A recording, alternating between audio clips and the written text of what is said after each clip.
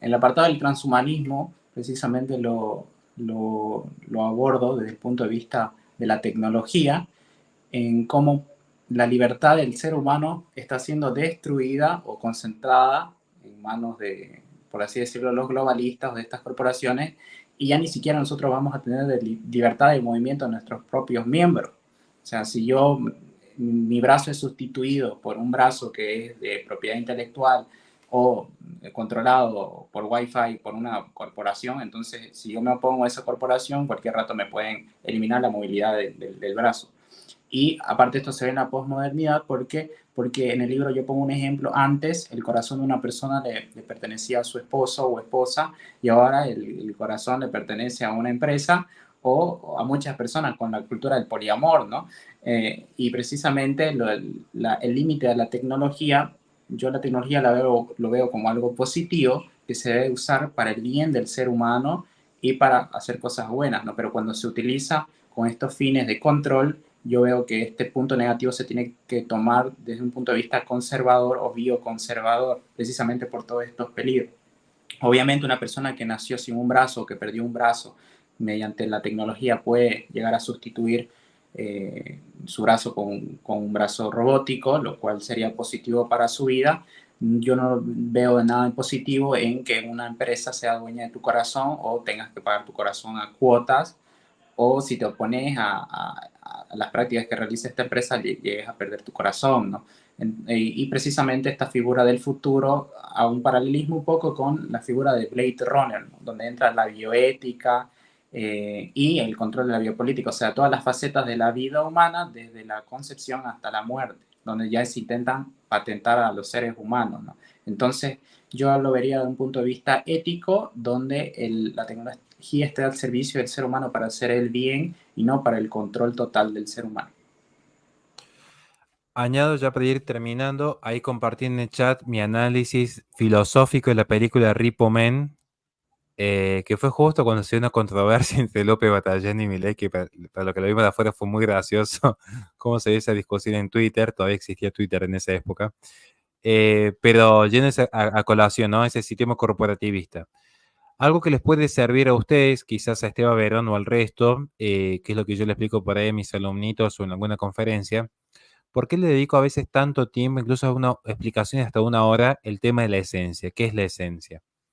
Porque es como una guía que nos va a servir para entender todo en la vida, todo. Entonces, piensen, por ejemplo, la esencia del ser humano, ¿cuál es? Uno le indaga, aunque no la sepa definir, conceptualmente la conoce. Es decir, la definición es producto del lenguaje. El lenguaje es finito y dinámico. Por lo tanto, el lenguaje siempre tiene una zona gris y una zona de ambigüedad. Esto ya lo explica, por ejemplo, el filósofo jurídico Hart, dentro de lo que son los elementos del derecho. No me interesa la definición. Mi hija, por ejemplo, no sabe decir la palabra perro, mi hija menor, pero sabe que el babau es distinto al tatau, porque conceptualmente el perro es distinto al caballo. Aunque haya distintos accidentes, que haya un caballo más grande y un perro más pequeño, sabe que el perro tiene una esencia y el caballo tiene otra. No lo sabe definir, no lo sabe nombrar, conceptualmente ha logrado la abstracción para captar la esencia. Ese es el concepto. Bien, si yo voy al concepto de la esencia humana, cuando yo veo que mis hijas nacen sin alas, yo digo, está bien, porque el mal no es ausencia del bien. Las alas son un bien, pero son un bien para el pajarito. La ausencia no implica absolutamente ningún cambio en la realidad. El mal es privación del bien debido. Entonces, si mis hijas nacen sin alas, yo no me preocupo. Ahora, si hubiesen nacido sin vista, sí me preocupo. ¿Por qué? Porque el mal es privación del bien debido. Entonces, ¿cuál es el bien debido? La esencia. Por esencia, ¿el ser humano debería poder ver? Sí. ¿Hay una privación? Sí, porque el mal opera sobre lo que ya existe. La muerte opera sobre el que está vivo. La enfermedad opera sobre el que está sano. La ceguera opera sobre el que tiene vista. Entonces, el mal priva lo que ya existía previamente.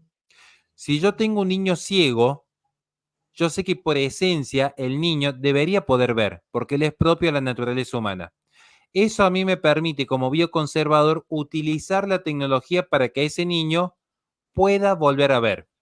Ahora, ¿le es debido por naturaleza humana que esos ojos biónicos estén siendo utilizados por Meta, como hace ahora con los anteojos en este contrato que hizo con Ray-Ban que permite acceder a información personal de terceros? Y ya no. Entonces, si hay un límite en la naturaleza, ahí tenemos lo que es el bien debido. Si un niño pierde un brazo, ¿está bien utilizar la tecnología para reponerle mediante una prótesis un brazo que pueda, al menos artificialmente, replicar movimientos humanos? Claro que sí, porque le era debido. Es lo que defendemos los conservadores, por ejemplo, con el Instituto de la Adopción. Si un niño pierde a sus padres, le es debido que el orden jurídico intente restituir dentro de lo posible ese orden alterado.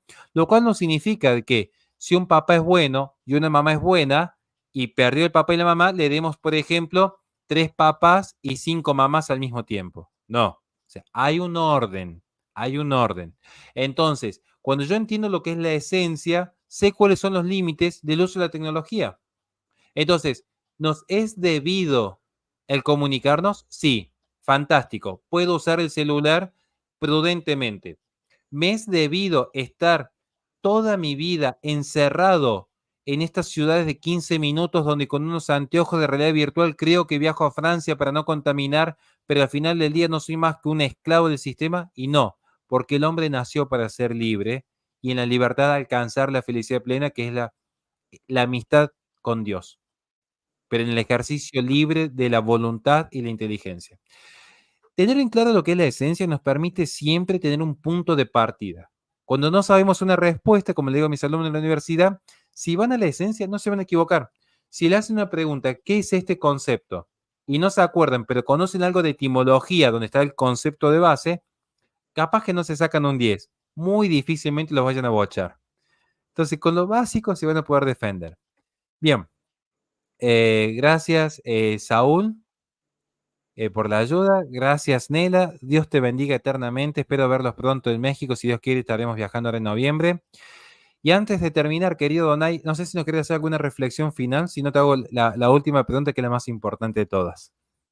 Con respecto a la privación del bien debido, también se puede encontrar eso en Tolkien, ¿no?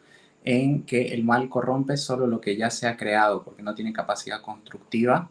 Y precisamente es lo que vemos en la actualidad con los remakes, con las cosas que hace Disney, con las nuevas películas que sacan, que agarran lo que ya existe y lo pervierten o lo intentan destruir, ¿no? Entonces ese sería otro tipo de análisis, incluso en el arte, con el minimalismo o esta pérdida de la técnica, o con el arte brutalista, que también se habla en el libro. Entonces eso igual lo pueden encontrar en el libro. Y con el caso del transhumanismo, también cuidado con los liberales en determinar mi cuerpo como la primera propiedad privada, porque si es propiedad, entonces yo la puedo intercambiar. Y precisamente acá entra el transhumanismo para vender y comprar partes del cuerpo, ¿no? Entonces ahí les daría una postura de crítica. Y bueno, esa sería mi intervención.